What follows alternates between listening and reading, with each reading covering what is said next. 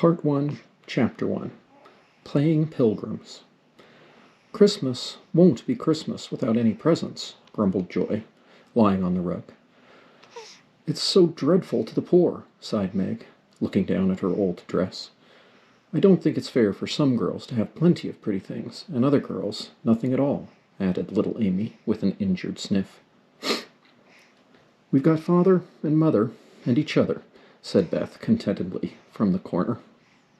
The 4 young faces on which the firelight shone brightened at the cheerful words, but darkened again as Joe said sadly, "We haven't got Father, and shall not have him for a long time." She didn't say, "Perhaps never," but each silently added it, thinking of Father far away, where the fighting was.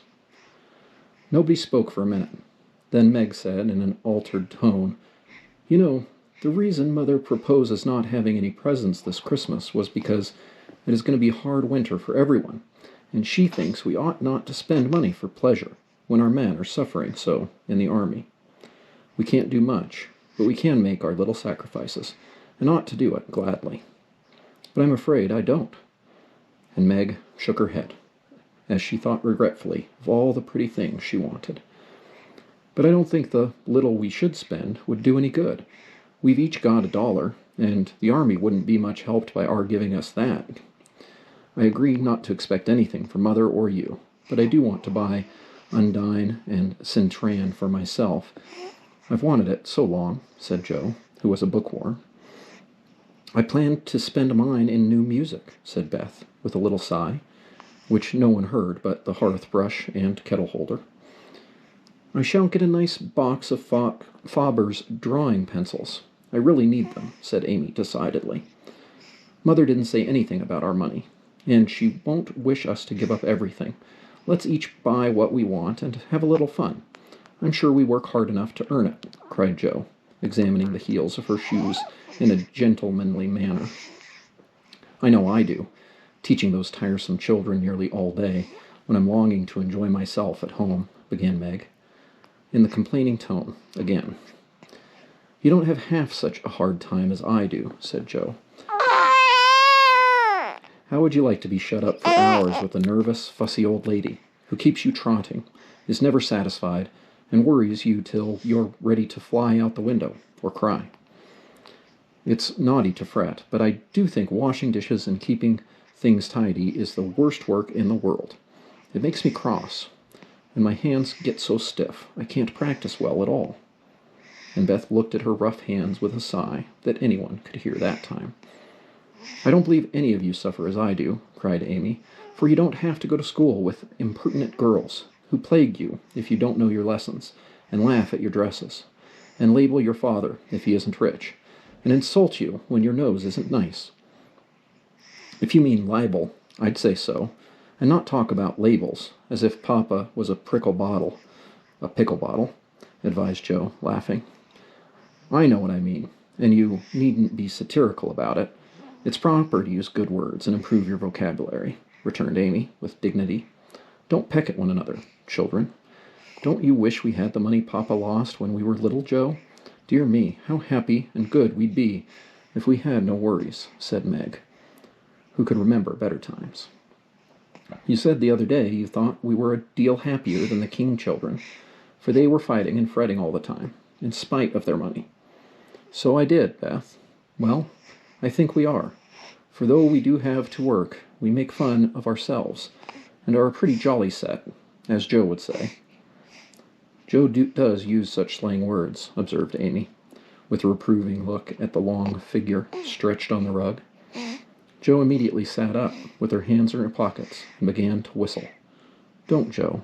It's so boyish. That's why I do it. I detest rude, unladylike girls. I hate affected, nimby-pimby chits." "Birds in their little nests agree," sang Beth, the peacemaker, with such a funny face that both sharp voices softened to a laugh.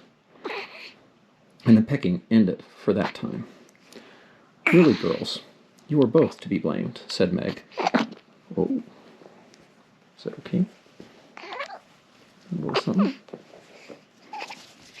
Good.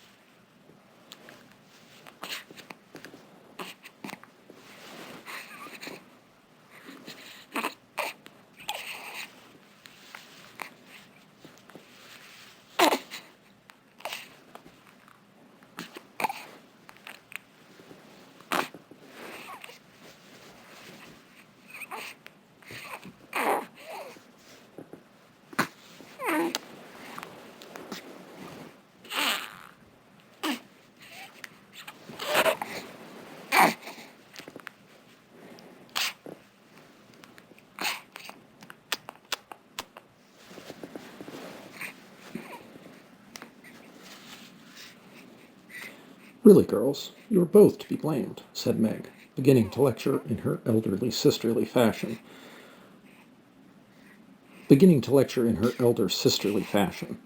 You're old enough to leave off boyish tricks, and to behave better, Josephine. It didn't matter so much when you were a little girl, but now you're so tall, and turn up your hair. You should remember that you are a young lady.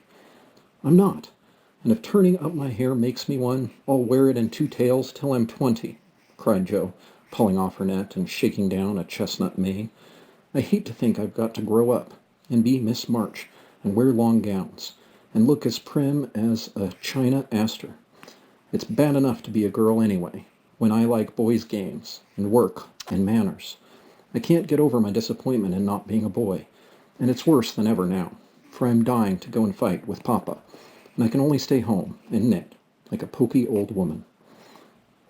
And Jo shook the blue army sock till the needles rattled like castanets, and her ball bounded across the room.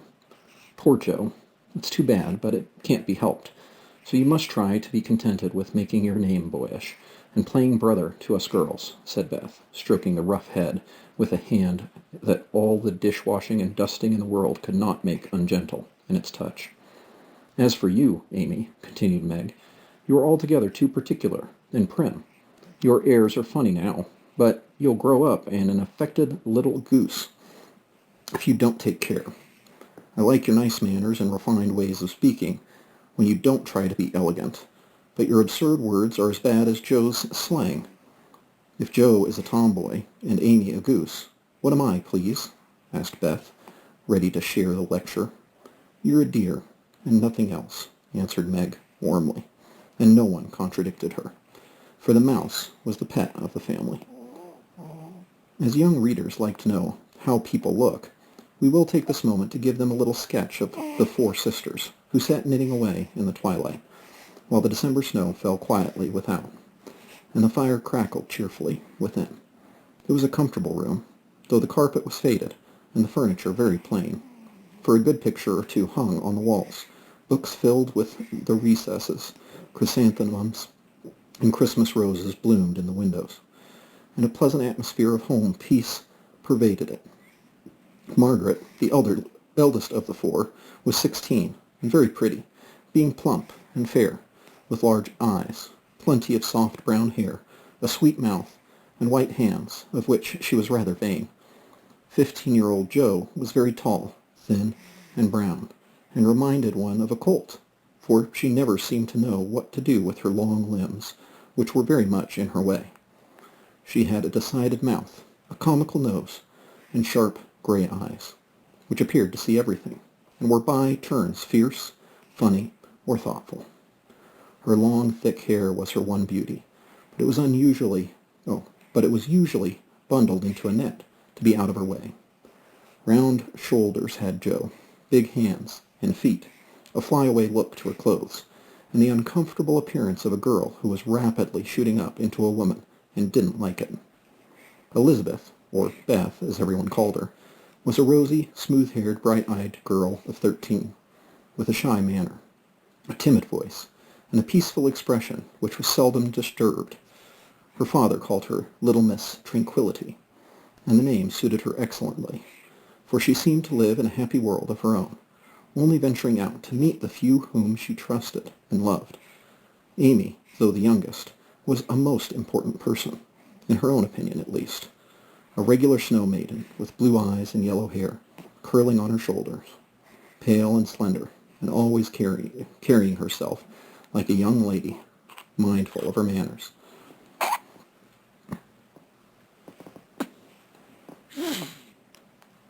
What the characters of the four sisters were, we will leave to be found out.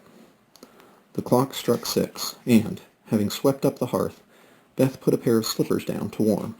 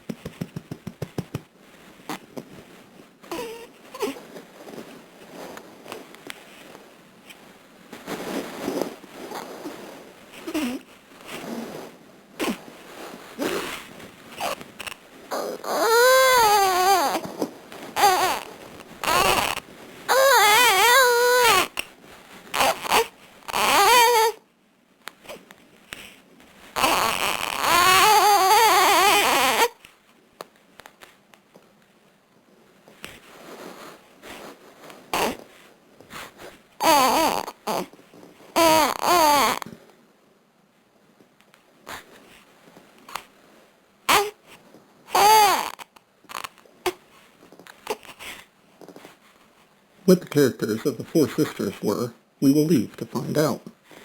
The clock struck 6, and having swept up the hearth,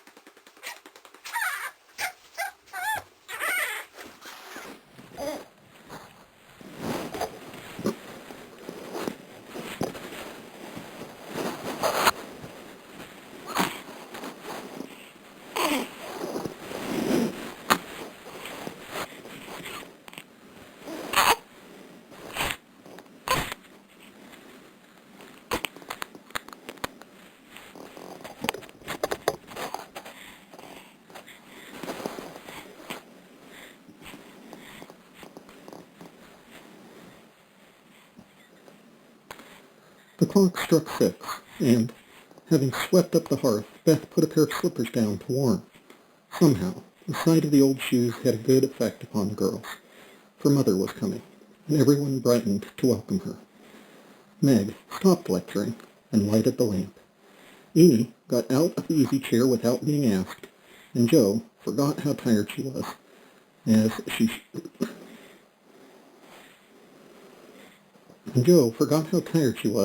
as she sat up